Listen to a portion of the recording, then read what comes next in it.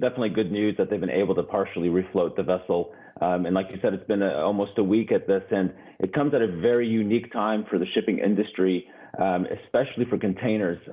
All kinds of vessels transit through the Suez Canal, and we estimate about 9% of all global cargoes move through there. And the biggest and most impacted is containers, with about half of all net tonnage being containers that are going through the canal. And right now, what we've seen is really over the past 9 months or so has been this strengthening in demand, and it's really led to a lot of dislocations, a lot of disruptions where vessels are out of position, boxes are in the wrong places, and a lot of port congestion.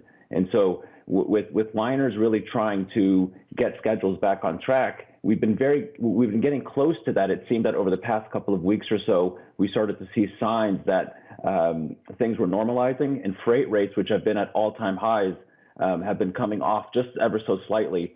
But this situation looks like it's going to create a lot more of a disruption, a lot more dislocation. We've seen ships transiting now around the Cape of Good Hope. That's going to add time and more disruption. So it looks like things are going to be elevated here for freight rates, and a lot of complexity for a lot more than expected.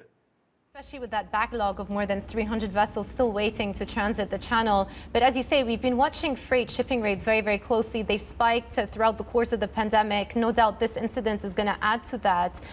Who bears the cost of that? Is it the shipping container or the actual shipper itself? So is it the actual the company that is doing the shipping, or the source of the shipment?